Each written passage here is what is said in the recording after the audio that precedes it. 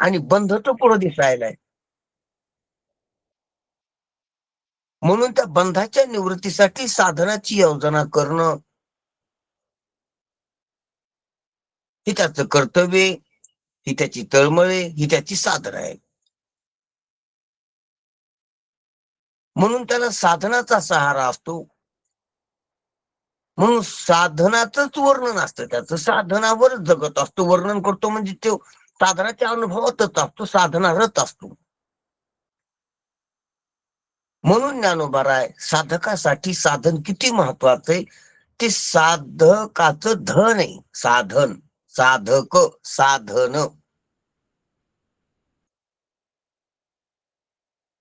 धन शब्दाचा अर्थ सहकारी घटक.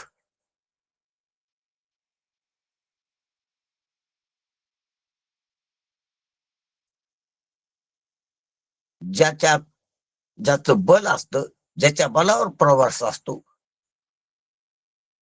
असं साधन. म्हणून शब्द साधन आहे, शब्द संपत्ती, शब्द भांडवल आहे, शब्द बेशिक आहे, शब्द शक्ती.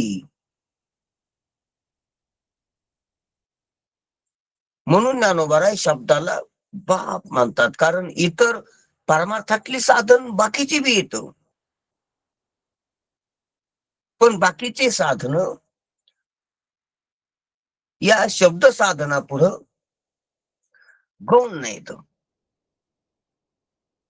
असं ज्ञानोबा ज्यांनी आश्चर्यचकित करून टाकलं. असं साधन बाप उपयोगी असतो शब्द. बाप म्हणजे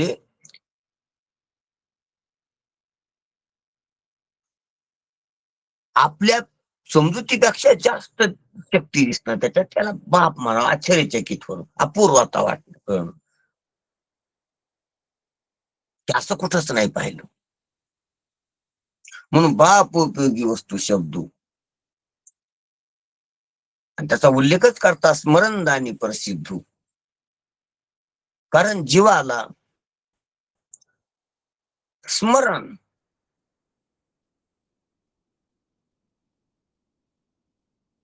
होणं हेच अगत्याच आहे. कारण विस्मरणात संसार आहे, विस्मरणात दुःख आहे, विस्मरणात सर्व दुःखाचे कारण विस्मरण आहे. म्हणून स्मरण मागतात महाराज. तुझा विसर न व्हावा असं मागतात महाराज. स्मर्तीत राहावा. आणि ते स्मरण करून देणार फक्त शब्द साधने. स्मृती, स्मृती उपलब्ध करून देणार, स्मृतीवर जागविणार, विस्मृतीला घालविणार, भानावर आणणार, ताळ्यावर आणणार, शिकविणार साधन असं शब्द आहे. म्हणून शब्दच मुख्य साधन आहे. शब्दाला सहकारी घटक आहेत बाकीची. त्यांना घ्या परमार्थात बाकीचे सहकारी घटक आहेत. पूजा आसन, तीर्थासन, अजून काय काय जे बहिरंग साधन असते ना, त्याच्या आतले अंतरंग बी असते, ते शब्दाची साधना व्हायला सहकारी घटक आहेत. फक्त काही अंतकरण सुधाच्या बाबतीत, काही अंतकर स्थिरतेच्या बाबतीत, काही श्रद्धा वाढण्यासाठी, काही भाव फुलण्यासाठी, काही बुद्धी विचारावर येण्यासाठी सहकारी घटक. पण शब्द प्रामुख्यानं परमार्थात पाहिलं तर परमार्थाचं उपादान शब्द असते. परमार्थाचं शब्दावरच चालू होते.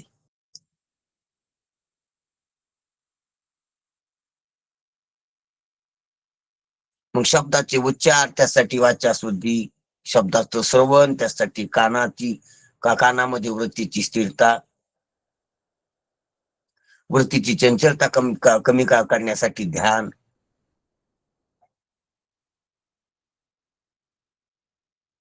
बुद्धीमध्ये अर्थ स्पष्ट होण्यासाठी बुद्धीची शुद्धी, बुद्धीची स्थिरता, बुद्धीची वैचारिकता,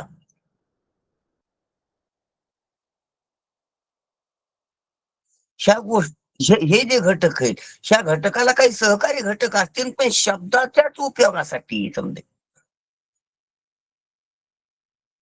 शब्दाचाच उच्चार स्पष्ट व्हावा म्हणून वाच्याची निगराणी, शब्दाचं श्रवण नीट व्हावं म्हणून कानाची निगराणी, म्हणून वृत्तीची शुद्धी, म्हणून वृत्तीची स्थिरता आहे.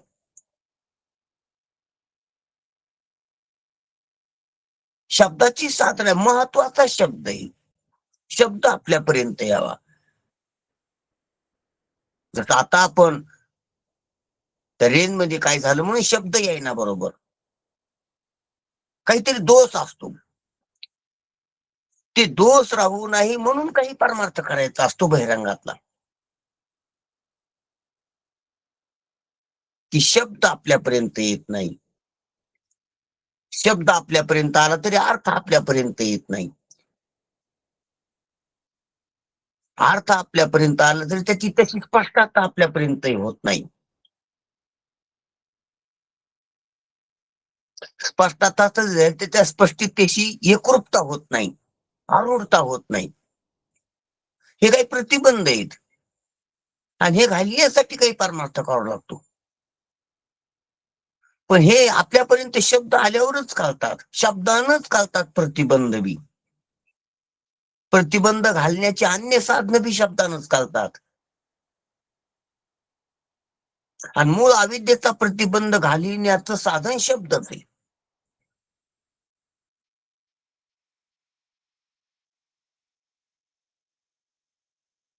म्हणून बाप उपयोगी वस्तू शब्द स्मरणदानी प्रसिद्ध. प्रत्येकाची आठवण शब्दच करून देतो. पाप शब्दानच कळतंय, विक्षेप शब्दानच कळतो, वासना शब्दानच कळतात, कल्पना शब्दानच कळतात, भ्रम शब्दानच कळतो, अधोगती शब्दानच कळते, कुसंगत शब्दानच कळते. शब्दानच कळते त्या, आणि ते घालण्याचे ते जे साधन ते बी शब्दानच कळते. चांगलं बी शब्दानच कळतंय. सुसंगत, सत्शास्त्र, सद्गुरु, सद्विचार, शुभ संकल्प, सद्वासना, हे बी शब्दानच कळतात.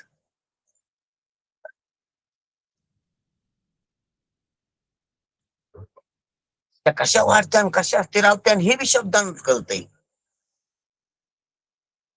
आणि त्याचा उपयोग करून शब्दाचं श्रवण करून आपल्या लक्षापर्यंत प्राप्त व्हात कसं व्हायचं हे बी शब्दानच कळतंय. म्हणून शब्द धन आहे, सर्व बाबतीत धन आहे. जे धन असतं ना ते सर्वोपयोगी असतं म्हणून धन म्हणावं त्याला.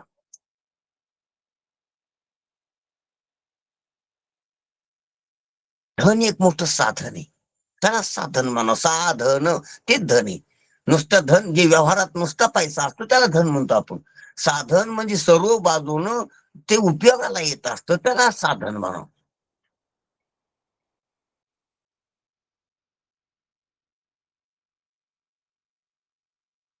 सर्व बाजून ते काहीही बनतं. जसा व्यवहारात आता पैसा आहे, दृष्टांत देतो की पैसा काहीही बनतो.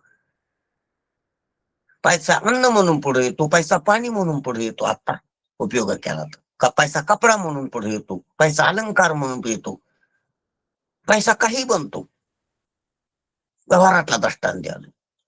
पैसा घर बनतो, पैसा रस्ता बनतो, पैसा शेत बनतो, पैसा विहीर बनतो, पैसा दुकान बनतो, पैसा सत्ता कमवून देतो.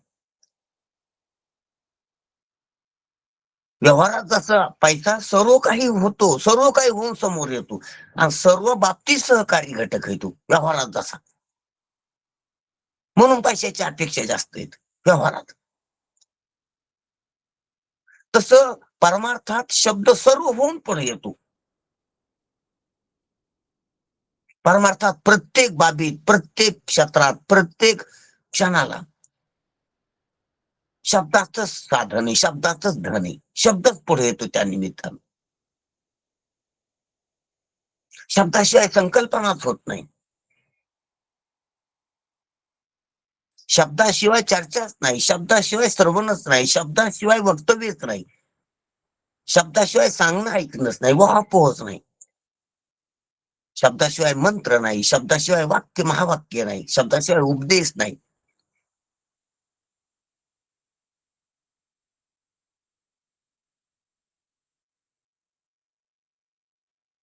मग काही असलं ते शब्द ते म्हणून बाप उपयोगी वस्तू शब्द. कारण प्रत्येक बाबतीत भान करून देणं हे त्याचं काम आहे, म्हणून स्मरणदानी प्रसिद्ध. तर पाहिलं तर शब्दानच जागविले आपल्याला. शब्दानच जागिले. रामायणानं जागिलं, महाभारतानं जागिलं, पुराणानं जागिलं, स्मृतीनं जागिलं, श्रुतीनं जागिलं, संहितानं जागिले, उपनिषदानं जागिले, वेदानं जागिले, संतांच्या चरित्रानं जागिले, मंत्रानं जागिले, अवंतर वाक्यानं जागिले, महावाक्यानं जागिले. हे जागवी जागवी जागवी जागवी जागिले. आयची जागविले अवघे जण होते संचित तेही केले दान. तसं साधू संतानं मानावे.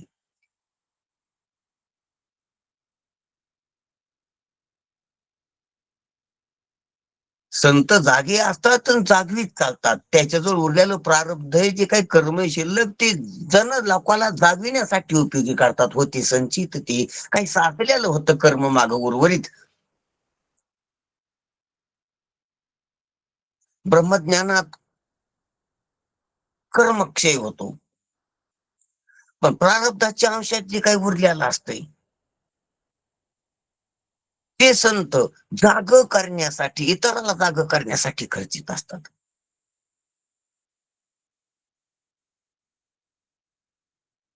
अशी जागविले अवघे जण. कस काय महाराज? काही होते संचित तेही केले दान. काही संचित म्हणजे साचलेलं कर्म उरलं होतं. संचित शब्दाचा अर्थ संचित कर्म तर ज्ञानानं दग्ध होते, पण इथं संचित शब्दाचा अर्थ साचलेलं उरलेलं कर्म, उर्वरित उरलेलं कर्म. ते बी उरत नसते, पण मिथ्या म्हणून उरलेलं कर्म. कारण मिथ्या जगाताची प्रतीती आली, मिथ्या देहाचा व्यवहार प्रतीती आलाय, मिथ्या सुख दुःख प्रतीती आली, आणि त्यानं जीवनमुक्तीचा व्यवहार व्हायलाय, मोक्षाचा व्यवहार, खट्या बंधात खऱ्या मोक्षाचा व्यवहार व्हायलाय. बंध खोटा आहे आणि मोक्ष खरा आहे, पण मोक्षाचा व्यवहार खोटा आहे. ध्यानात घ्या गोष्ट. मोक्ष रूपता खरी, पण त्या ते व्यवहार व्हायला त्याचा खोटा. ही जी प्रतीती आली तर ही कशाने यायला लागली? तर ही मिथ्या प्रारब्धाने आली. देह दिसायलाय, जग दिसायले, त्रिपुट्या दिसायल्यात, व्यवहार दिसायलाय, सुख दुःखाचा व्यवहार दिसायलाय खोटा, ते खोट्या प्रारब्धानं. मग त्याच्यात खोटे अनेक जीव दिसायले, त्याच्यात मनुष्य देहातली काही जीव दिसायले, शिष्य दिसायले, साधक दिसायले. तर मग ते खोट सर्व त्या खोट्यात उपयोगी आला. होते संचित तेही केले दान. ते वाढलेलं नाही, ते ठेवलं नाही, ते दान केलं म्हणजे खर्च केलं.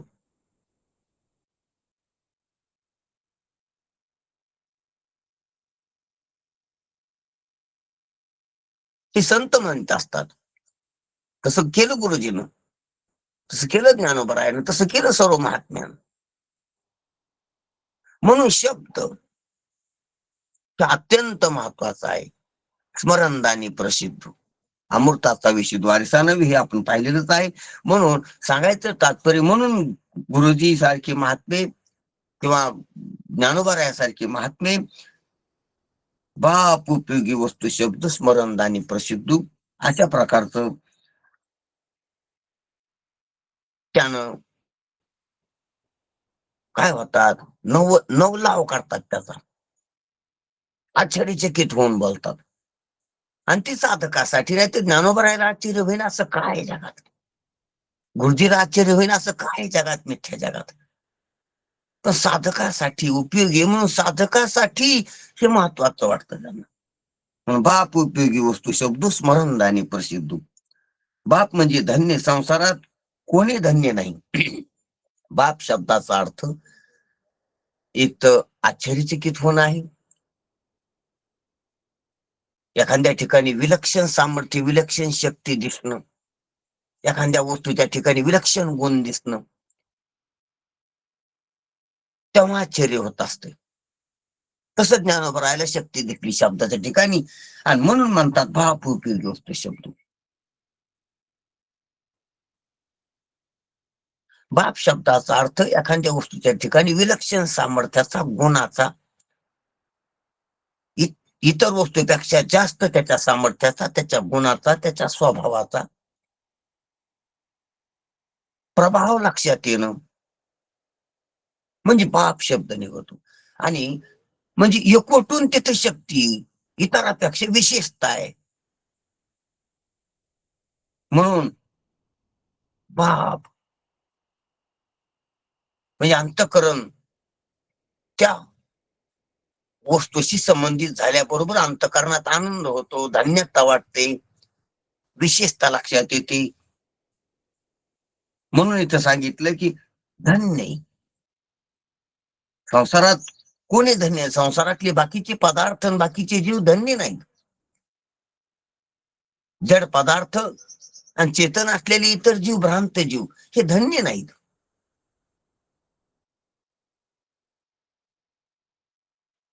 कारण ते दोषानं भरलेले, दोष मायनस असतात. दोष त्याला मायनस म्हणजे टाकतात, पोकळी निर्माण करतात, दुःखात लोटतात. अधन्यता, दोषानं अधन्यता प्रगटत असते, आणि दोषानं सर्व गोष्टी भरलेल्या आहेत जडन जीवापैकी. पण ज्ञानोबा राहायला शब्दामध्ये सामर्थ्य लक्षात आलं, म्हणून शब्दाची धन्यता गातात की संसारात कोणी धन्य नाही बाकीचं, श्रीमंत धन्य नाही. म्हणजे एका ते जीवापासून सुरुवात केली की श्रीमंत काही आहेत तर ते धन्य नाहीत. का धन्य नाहीत, तर रडी आहेत, दुःखी आहेत म्हणून. कारण श्रीमंताचे धन जाते म्हणून राहतात, कारण इथं प्रत्येकाच जातंय.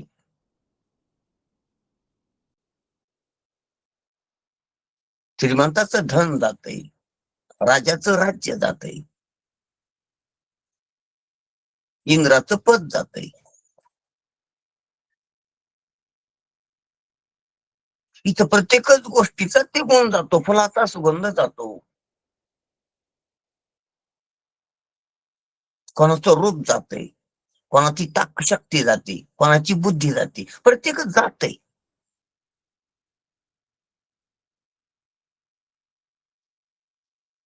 कारण सर्व जाणारच आहे, क्षर आहे.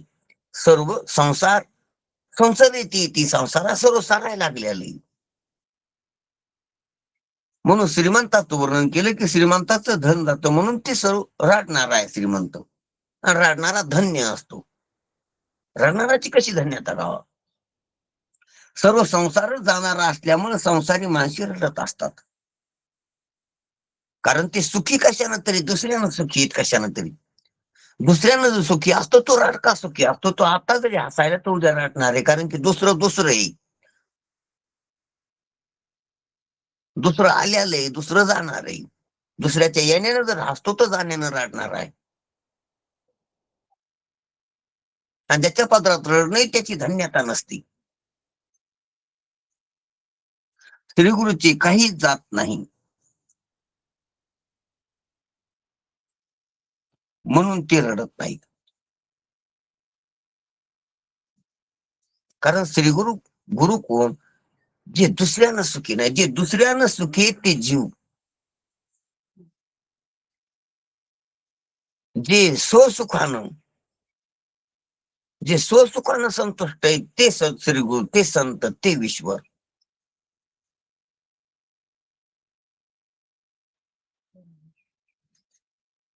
स्वसुखानं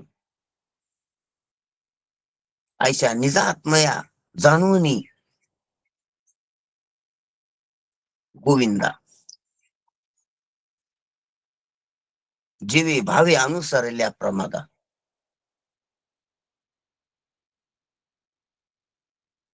करीती सेवावृत्ती निषिद्धीने सदा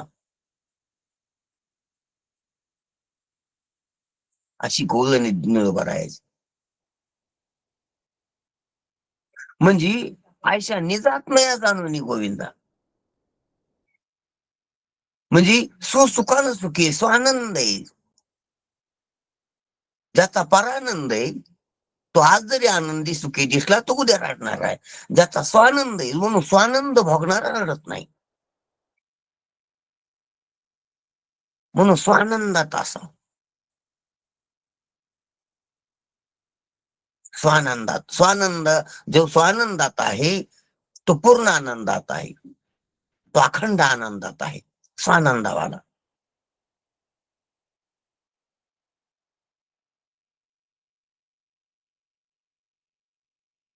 म्हणून श्रीगुरूचे कधी काही जात नाही म्हणून ते रडत नाही. ईश्वर कधी रडत नाही, संत कधी रडत नाहीत. रडत नाही शब्दाचा अर्थ रडणं म्हणजे काय? रडणे कार्यरूपातलं वेगळं, कारण रूपातलं वेगळं. हसणं कार्यरूपातलं वेगळं, कारण रूपातलं वेगळं. जे रडण्याचा ध्वनी येतो ते रडणं नाही. आतली जी नाराजी येते रडणे नाराजीमुळे ध्वनी निघतो, अश्रू निघतात. नाराजी नाही. आज जे दुःख आहे त्यानं नाराजी.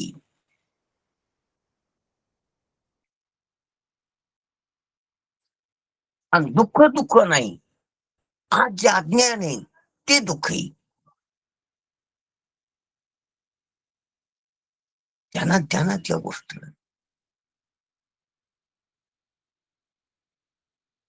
अज्ञानानं दुःख, दुःखानं नाराजीनं शरीरामध्ये एक प्रकारचा विपरीत परिणाम होऊन अश्रू आणि स्वर निघतो, एक आवाज निघतो, त्याला आपण रडणं म्हणतो. ते स्थूल आहे बाहेरलं. विपरीत ध्वनी निघणं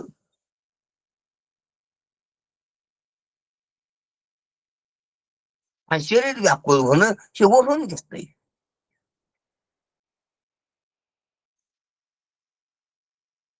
ही दिसणारी नाराजी आहे, दिसणारं दुःख आहे. दुःखाचा इफेक्ट येतो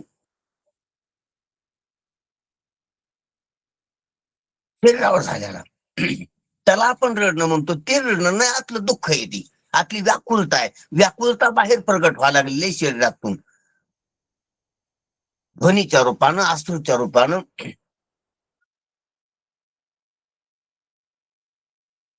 शरीर शक्तीहीन झालं, लुळ पाळ पडलं त्या रूपानं. ते प्रगट दुःख आहे वाढतं. त्याचं कारण मनात आहे. ते स्थूल देहात दिसायलेत, भाव हे आविर्भाव व्हायलेत, त्याचं कारण मनात आहे.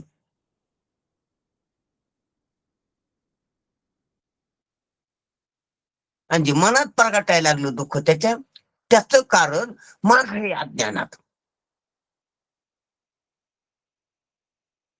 त्याचे बीज अज्ञानात आहेत.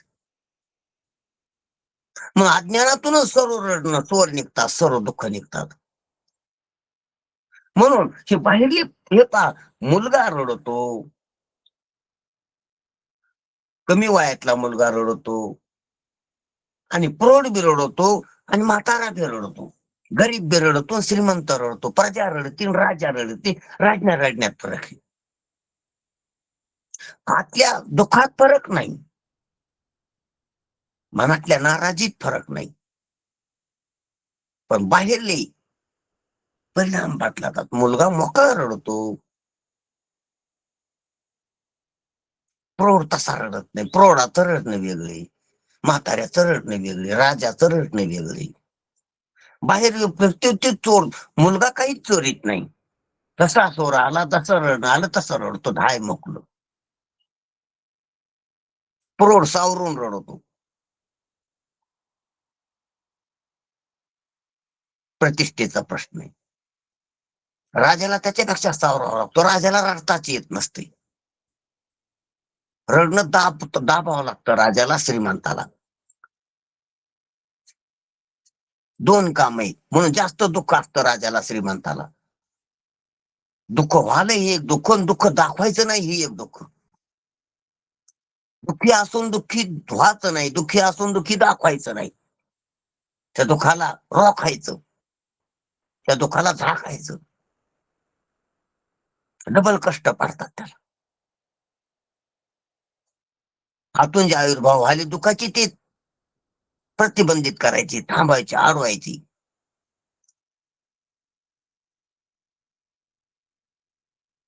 म्हणून दयाअंगी मोठे पण तया यातना कठीण, दुप्पट दुःख असते त्याला.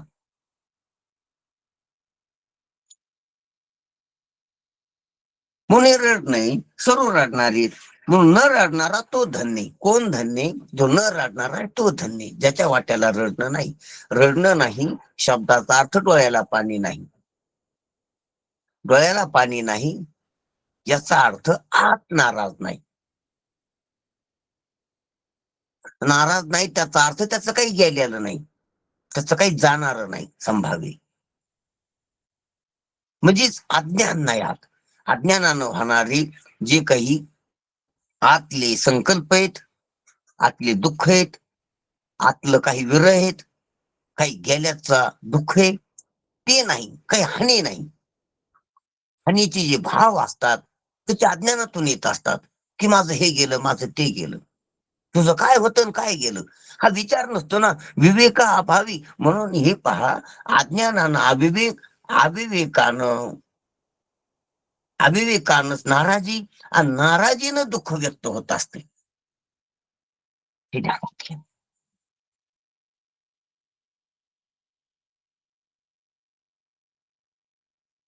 अविवेक आहे तू. माझं हे होतं, माझं ते राहिलं नाही. तुझं काय होतं, तू कोण आहे? विवेक कुठे आहे तिथं?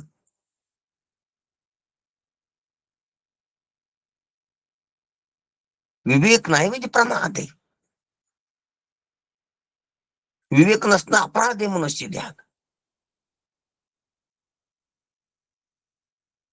म्हणून जो रडत नाही तो धन्य. कोण रडत नाही? म्हणून विवेकी रडत नाही, ज्ञानी रडत नाही.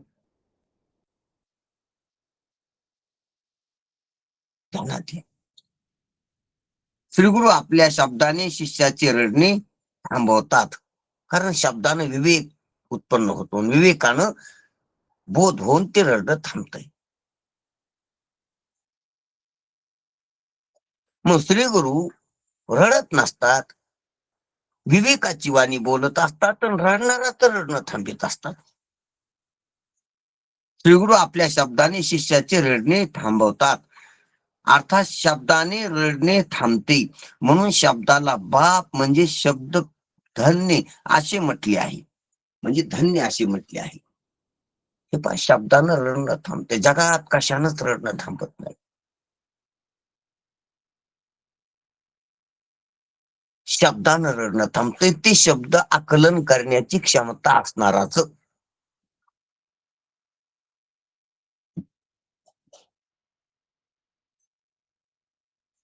शब्दातला अर्थ, शब्दातला बोध, शब्दानं विवेक जागा होण्याची जर त्याची कॅपॅसिटी असेल तर शब्दानं रडणं थांबतंय.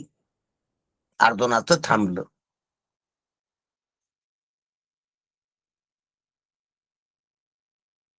शब्दानं रडणं थांबलेली आपल्या पुराणात कथा आहे.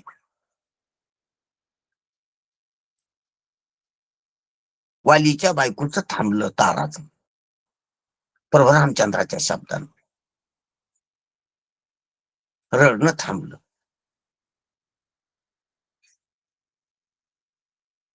अर्जुनाचं थांबलं. अर्जुनाच्या डोळ्याला पाणी येत होतं, गैवरून गेलता, व्याकुल झाला.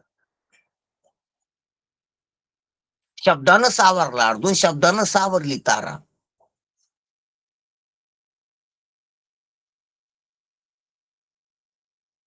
शब्दानं सावरली इंद्रजिताची बायको. शब्दानं सावरली रावणाची बायको मंदोदरी.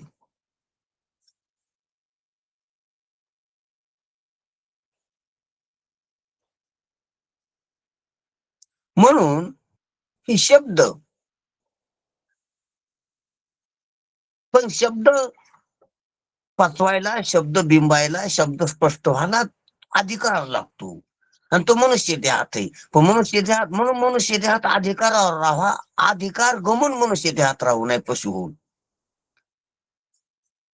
कमीत कमीत उगवण शक्ती पाहिजे आपल्यात. मनुष्य देहात उगवण क्षमता ठेवा. शब्द कळून घेण्याची क्षमता हरवून बसू नाही.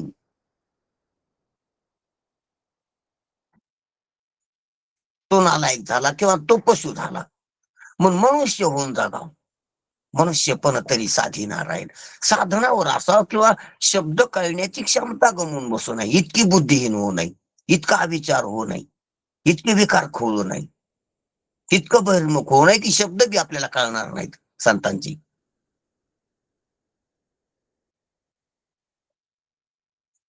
कारण शब्द थांबितात सर्व संसार नाहीसा करतात. शब्द शब्द संसारातलं दुःख निवृत्त करतात, रडणं थांबितात.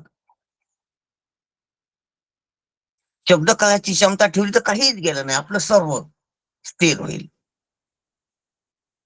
अजून किती व्याकुळ झालता, पण शब्द कळून घ्यायची क्षमता अर्धाची पण राहिली नव्हती. ध्यानात घ्या, म्हणून त्याला कर्मयोग सांगावं लागलं.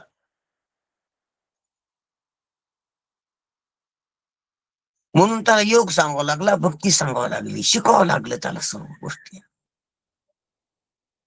कृष्ण परमात्मा होती म्हणून त्याला सावरलं, त्याला सावरून सक्षम केलं, सक्षम करून बोध केला.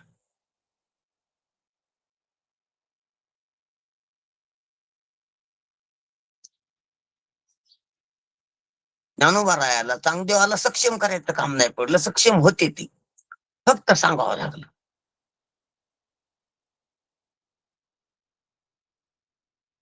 उद्धव सक्षम होता, फक्त सांगावं लागलं. अर्जुन तसा सक्षम नव्हता.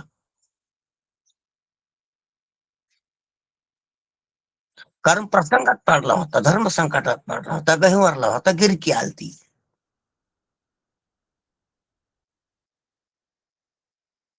भ्रमप्रमादात पडला होता, मोहनग्रस्त झालता.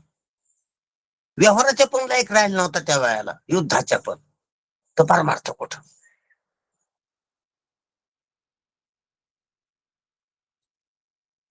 पण ते बी शब्दानं थांबिलं. पहा शब्दात किती ताकद आहे. गुंतलो होतो अर्जुन पण मुक्त झालो तुझे गुणी. हा अर्जुनच म्हणतोय. म्हणून शब्दात किती ताकद आहे. रडणाराला हसीत येते, गळून बसणाराला उठीत ते शब्द,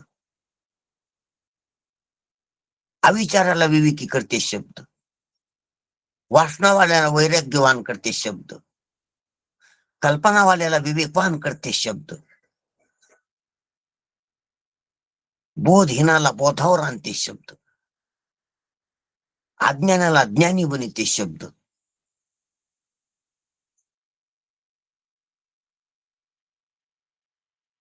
सर्व काय पालट करून टाकते, सर्व समजूत बदलून टाकते, निश्चयात पालट करते, बुद्धीत पालट करते शब्द. सर्व चक्र फिरून टाकते शब्द. काय सांगू झाली काहीच्या बाही, काहीच्या बाही करून टाकते शब्द.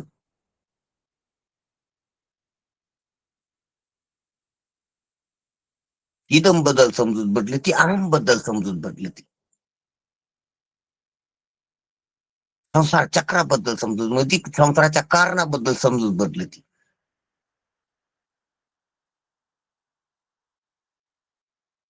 जन्म मरणाची समजूत बदली ती.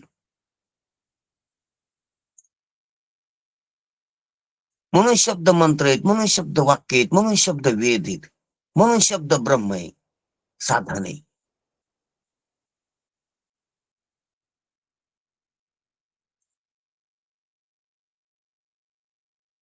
म्हणून शब्दानं रडणं थांबतंय. म्हणून शब्दाला बाप म्हणजे धन्य असे म्हटले.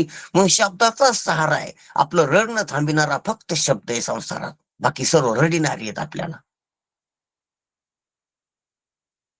संतांची वाणी, शास्त्राची वाणी, ही बोधाची वाणीच आपल्याला सहारा आहे. आपल्याला समजुतीवर आणि समजून टाकतात, समजूत घालतात. आपल्याला असंही शब्दाचा आहे. म्हणून शब्द साधने, म्हणून शब्द धन्य धन्य. म्हणून आपण शब्द बोलण्याच्या देहात आलो, शब्द ऐकण्याच्या देहात आलो, ही खूप मोठी गोष्ट आहे. शब्दाचा जिथं उहापोह होतो, आपल्याला शब्द ऐकू येतो, ही साधी गोष्ट नाही. संतांचे शब्द आपल्यापर्यंत पोहोचली, साधी गोष्ट नाही. शब्द धन आहे, साधन आहे, श्रीमंती, वैभव आहे, राज्य आहे. शब्द कळण्याच्या देहात आलो. हो, खूप मोठी गोष्ट आहे ही. पैशाने भेटत नाही, ही आपल्या हातातली गोष्ट नाही. हातातली गोष्ट नसलेली आपली झाली, हीच ईश्वराची कृपा आहे.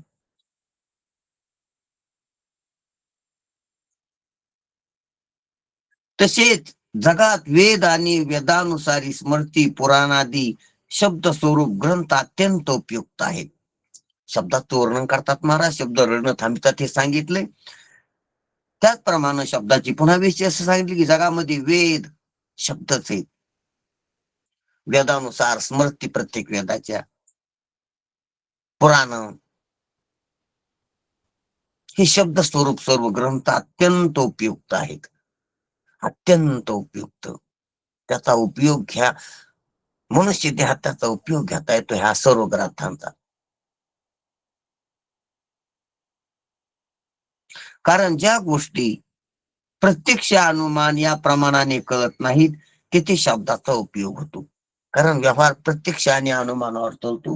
पण जिथं प्रत्यक्ष आणि अनुमानाचा काही काही गोष्टीच्या बाबतीत उपयोग होत नाही, तिथे शब्दाचा उपयोग होतो. हे काम चालू आहार, आपला जो निर्वाहाचा व्यवहार आहे, हा प्रत्यक्ष आणि अनुमानावर आपण करतो. प्रत्येक व्यवहार हा प्रत्यक्ष अनुमानावरच सर्व निर्वाहाचा व्यवहार अवलंबून असतो. स्थूल आणि सूक्ष्म गोष्टीची जी काही कळणी येतं, हे प्रत्यक्ष आणि अनुमानानं, प्रत्यक्षानं स्थूल कळते ना अनुमानानं सूक्ष्म कळते.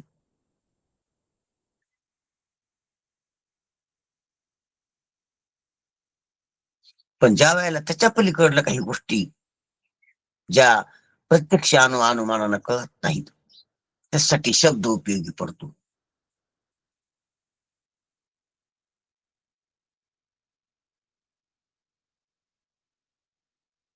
म्हणून सांगतात, कारण ज्या गोष्टी प्रत्यक्ष आणि अनुमान या प्रमाणाने कळत नाहीत, त्याचे शब्दाचा उपयोग असतो.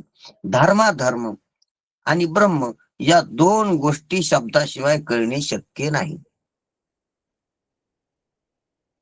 म्हणून धर्म आणि कर्म, धर्म जिज्ञासा आणि कर्म जिज्ञासा. धर्म जिज्ञासा आणि ब्रह्म जिज्ञासा, कर्मचा. कारण धर्म कर्मच.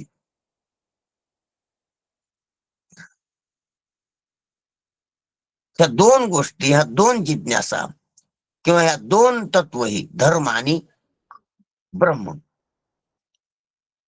ही शब्दाशिवाय प्रत्यक्षाने अनुमानानं कळत नाहीत.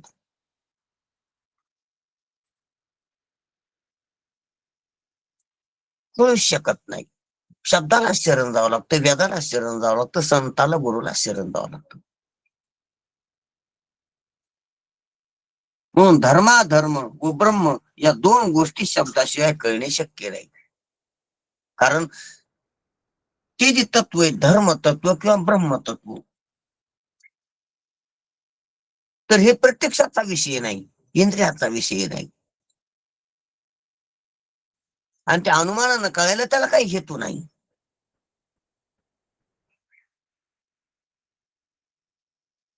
म्हणून हेतू नसल्यामुळे, हेतू अभावी त्या अनुमानानं कळत नाही.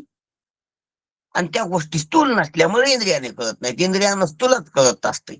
अनुमानानं हेतू, ज्याचा हेतू सिद्ध आहे तेच अनुमानानं कळते. म्हणून या दोन गोष्टी प्रत्यक्ष अनुमान ह्या दोन प्रमाण करत नाही. सर्व व्यवहार जरी निर्वाहाचा प्रत्यक्ष आणि अनुमान होत असला, सर्व व्यवहार प्रत्यक्ष आणि अनुमानच होतो. भौतिक हा निर्वाहाचा भौतिक स्थूल असल्यामुळे सर्व इंद्रियानं विषय कळतात, इंद्रियानं व्यवहार होतो ह्यो. आणि काही अनुमानानं ड्रायव्हरला रोड दिसतो, तो प्रत्यक्षानं.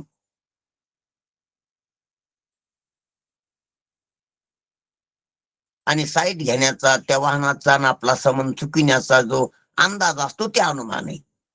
प्रत्यक्ष आणि अनुमानानं ड्रायव्हिंग करता येते.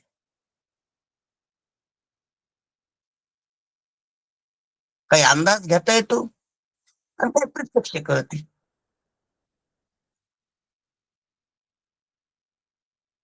पुढचं वाहन किती अंतरानं आले, त्याला बाजू कशी घ्यायची,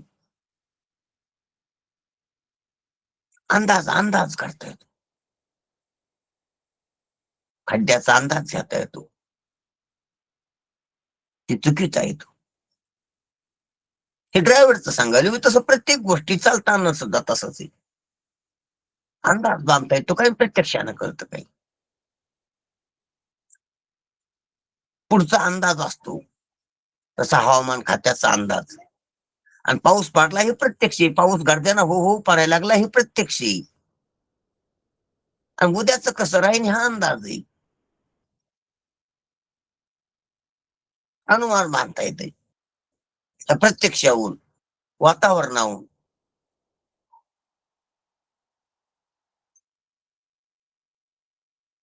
म्हणून प्रत्यक्ष आणि अनुमानानं सर्व व्यवहार जरी चालत असला तरी धर्म आणि ब्रह्म, धर्म म्हणजे धर्माधर्म जे ते सुखदुःखाचं कारण आणि बंधाचं कारण किंवा मोक्षात हे म्हणजे अज्ञानी. हे पहा, धर्म आणि ब्रह्म ह्या दोन गोष्टी सांगितल्या तिथं भौतिक. तर आता जे धर्म अधर्म आहेत ते सुखदुःखाचे कारण आहेत.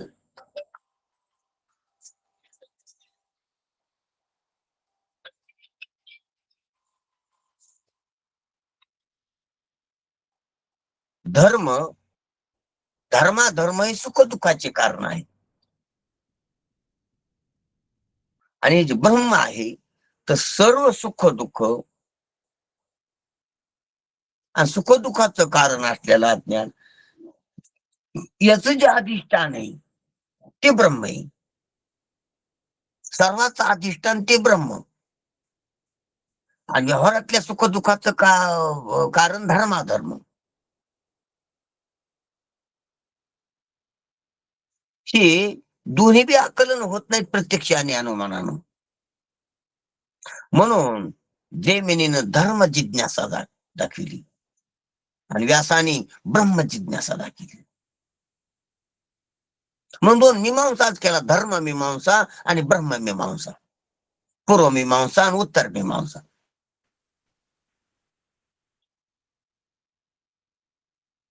त्याचं कारण दाखवलं. कारण प्रत्यक्ष प्रमाणाने जे कळते ते स्थूल पंचविषयच कळत असतात. प्रत्यक्ष प्रमाणाने इंद्रियाचे विषय होतात ते स्थूल पंचविषय, पंचभूतच, पाच गुण, शब्द, स्पर्श, रूप, रस, गंध. आणि अनुमान प्रमाणाने जे कळते ते परोक्ष अशी साध्यच कळते. अनुमान प्रमाणाने कळते ते परोक्ष साध्य. परोक्ष म्हणजे प्रत्यक्ष नसतं ना ते, अपरोक्ष नसतं ना ते, त्याचा अंदाज मानता येतो. पण धर्माधर्म प्रत्यक्षाचे विषय नाहीत. धर्माधर्म हे प्रत्यक्षाचे विषय नाहीत. ध्यानात घ्या. म्हणून इंद्रियानं, डोळ्यानं, नाकानं, जिभेनं ते कळू शकत नाही, ते स्थूल नाहीत. आणि ब्रह्माचे नित्य अपरोक्ष असल्यामुळे अनुमानाची तिथे प्रवृत्तीच होत नाही. हे पहा, म्हणून ब्रह्म आणि धर्माधर्म हे प्रत्यक्षानं कळत नाहीत आणि अनुमानानं कळत नाहीत.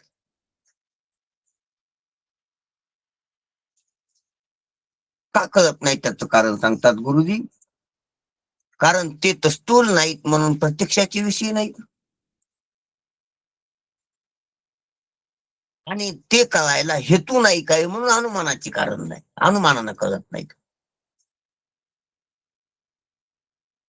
स्पष्टता आहे पुढं. ब्रह्माचे नित्य अपरोक्ष असल्यामुळे अनुमानाची तेथे प्रवृत्ती नाही. ब्रह्म ब्रह्म कसं आहे, नित्य अपरोक्षी. पाहू आपण विषय. ब्रह्म आपलं स्वरूप आहे आणि सर्व ब्रह्मच आहे.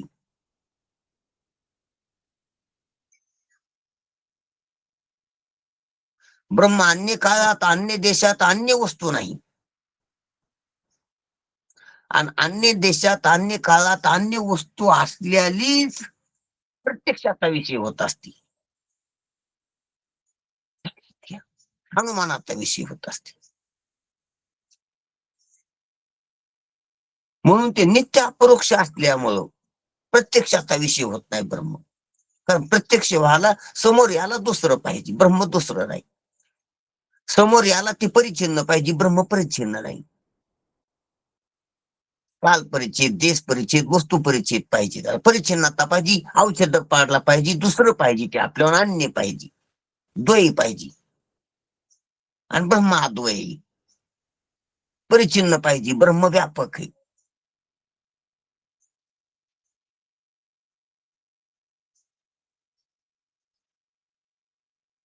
त्याच्या व्यापकतेमुळं आणि अद्वैतेमुळं ब्रह्म प्रत्यक्षाचा विषय होत नाही, प्रत्यक्ष प्रमाणानं कळत नाही. पुन्हा ब्रह्म स्थूल नाही.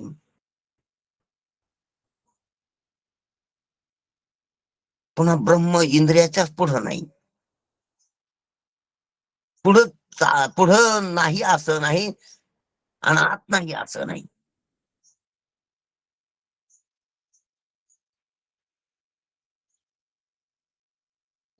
त्याचे विभाग पडत नाहीत, आतन बाहेर, पुढं माग. औषधक नाहीत पडत, कोणताच औषधक नाही, अनौषधनीय आहे. म्हणून ब्रह्माचे नित्य अपरोक्ष असल्यामुळे अनुमानाची तेथे प्रवृत्ती नाही. अनुमानाची प्रवृत्ती नाही, प्रत्यक्षाची प्रवृत्ती नाही. प्रत्यक्ष स्वरूप आहे ती, प्रत्यक्षाचा विषय नाही. जसं दृष्टांत घेऊ की माशाला पाणी अज्ञात असते. पाण्यातला जो मासा आहे त्याला माशातले दुसरे मासे कळतील, पाण्यातले दुसरे मासे कळतील. दुसरे जी माशाला सोडून दुसरे काही पाण्यात जलचर असतील ते कळतात. कर्क कळतो, खेकडा कळतो त्याला, झिंगा कळतो त्याला. पाण्यातले दुसरे अन्य प्राणी कळतात त्याला, चाटू कळतो.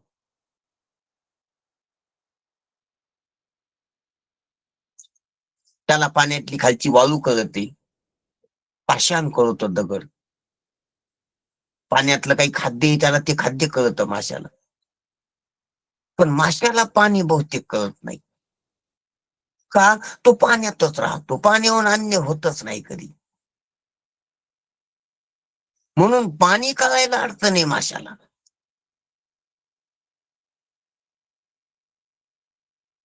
कारण बाकीचं कधी भेटते, कधी भेटत नाही. आणि पाण्याची कधी ताटात होत नाही माशाशी. म्हणून माशाला पाण्याचा अनुभव नसतोय. ध्यानात घ्या गोष्टी. कारण पाण्याचा अनुभव घ्यायला पाण्याची त्याची काही ताटात, ज्याची ताटात होत असती त्याचा अनुभव येत असतोय. ज्याच्या अनुभवाला काही गॅप आहे त्याचा अनुभव स्पष्ट असतो.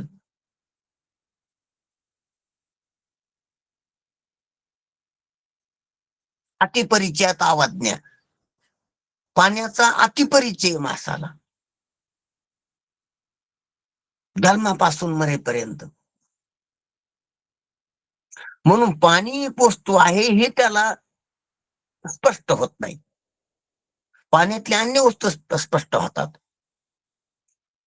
तसंच हे ब्रह्माचं. ब्रह्म नित्य अपरोक्ष आहे. म्हणून त्याचं प्रत्यक्ष किंवा अनुमान त्याला लावता येत नाही. शिवाय ब्रह्माचे अस्तित्व असण्याविषयी कोणताही हेतू नाही आणि ब्रह्माचे अस्तित्व असण्याविषयी जगात व्यवहारिक कोणताही हेतू वाटत नाही, हेतू दिसत नाही. शिवाय जगदरूपी कार्यावरून ब्रह्म जगाचे कारण आहे असे अनुमान न्यायिक करतात. जगदरूपी कार्यावरून जगताचे कारण ब्रह्म आहे असं जरी न्यायिकानं कारणता मांडलेली असली, पण जगदरूपी कार्याचा ब्रह्माशी संबंध आहे हे प्रथम कशाने कळले? जरी करता न्यायिकानं त्याचं मत मांडलं असलं तरी जगदरूपी ह्या कार्याचं ब्रह्म हे कारण आहे असा त्याचा कारण भाव संबंध, हे कार्य तो कारण आहे, ह्या कार्य कारण भाव संबंध हे प्रथम कशानं कळणार की त्या ब्रह्मातच झालं म्हणून? हे तो स्पष्ट नाही त्याचा. जसे माणसाच्या ठिकाणी माणसाच्याच असा होते महानसाचे झाले माणसाच्या महानस महानस शब्द येतो. महानस म्हणजे स्वयंपाकघर. महानस स्वयंपाकघर. हा महानक बी आहे ते, पण हे पण होऊ शकतं, बरोबर आहे तुमचं ते बी. हे माणसालाच मनुष्याला धुमाचा अग्नीशी संबंध आहे हे प्रत्यक्षाने कळलेली असते. आणि किंवा महानस म्हणजे स्वयंपाक घरातला स्वयंपाक आचार्य असतो, स्वयंपाक करणारा असतो, त्याला धुमाचा आणि अग्नीचा संबंध माहित असतो की अग्नीनच धूम तयार होतो. अग्नीचा आणि इंधनाचा संबंध आला की ज्या इंधनाचा अग्नीशी संबंध आला तिथंच धूर तयार होतो, धुराची उत्पत्ती होते. अन्य ठिकाणी धुराची उत्पत्ती होतच नाही. असा धुराचा आणि अग्नीचा जन्यजनक भाव संबंध मनुष्याला माहित आहे. स्वयंपाक करणाऱ्या मनुष्याला माहित आहे. म्हणून मनुष्यालाच धूम पाहून अग्नीचा अनुमान होते. ज्याला ज्याला परिचय, ज्याला ज्याला तो हेतू स्पष्ट आहे, संबंध स्पष्ट आहे अग्नीचा आणि धुराचा. अग्नीच्या आणि इंधनाच्या संबंधात धुराच्या उत्पत्तीचा प्रयोग किंवा धुराच्या उत्पत्तीची प्रतीती किंवा हा संबंध किंवा हे ज्ञान ज्याला स्पष्ट आहे, मग त्याला ह्या ज्ञानाच्या स्पष्टतेवरून, ह्या हेतूच्या स्पष्टतेवरून जिथं कुठं डोंगरावर धूर धूर दिसला की तो इंधनाशिवाय आणि अग्नीशिवाय नसतोय. त्याच्या खाली धूर म्हटल्यावर खाली इंधन आहे आणि इंधन म्हटल्यावर इंधनाखाली अग्नी आहे, तिथे अग्नीशी संबंध आहे. अग्नी इंधनाच्या संबंधातच धूर असतो असा आधी पूर्वज्ञान आहे, पूर्वसंस्कार आहेत. आणि त्या संस्कारानं युक्त जो आहे त्याला धूर दिसल्यावर, डोंगरावर धूर दिसल्यावर, उकरड्यात धूर दिसल्यावर, दूर देशात धूर दिसल्यावर तिथं अग्नी आहे खाली अनुमान होते. अग्नी प्रत्यक्ष नाही पण अनुमानानं तिथं सिद्ध होत.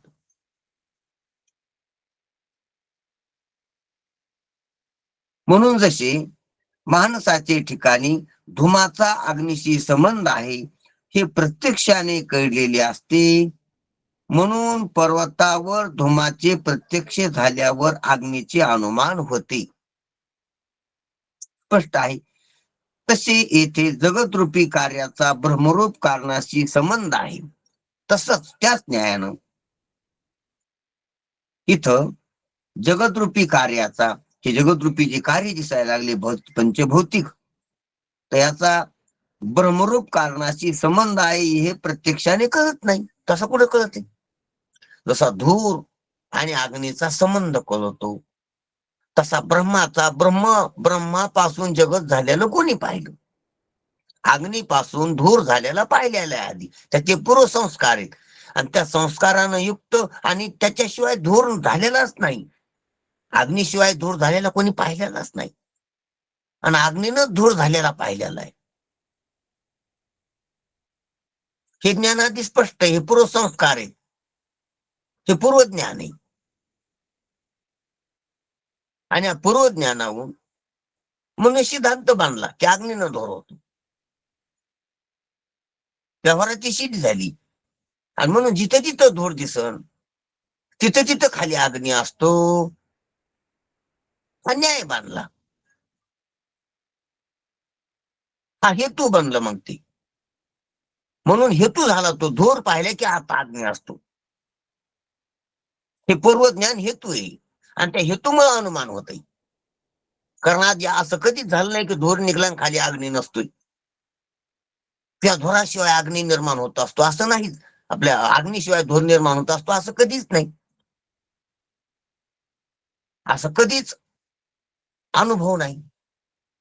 म्हणून या मागच्या अनुभवाला धरून असं त्या हेतूमुळे अनुमान होतं पुरतं की कुठं डोंगरावर जरी धूर दिसला तर खाली अग्नी आहे असं अनुमान होतंय अग्नीचं. म्हणून त्याप्रमाणे ब्रह्म आधी असतंय आणि मग जगत होतंय. म्हणून ब्रह्माचा जगाचा संबंध आहे. जन्य जनक भाव संबंध आहे. कार्यकारण रूप भाव संबंध आहे.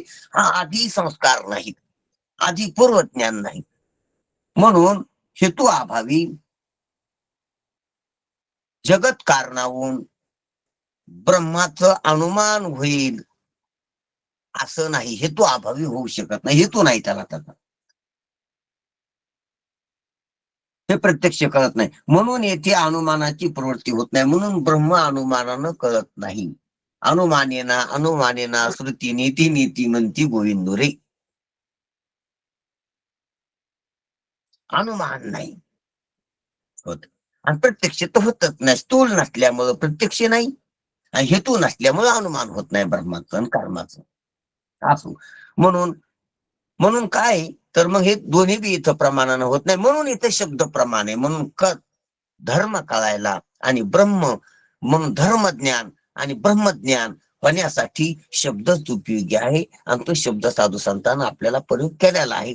वेदात, शास्त्रात, स्मृती, स्मृतीत, ह्या प्रक्रिया ग्रंथानं, प्रकरण ग्रंथानं, संस्कृत प्राकृत ग्रंथानं, संतवाणीनं ते ब्रह्म जिज्ञासा धर्म जिज्ञासा केलेली आहे.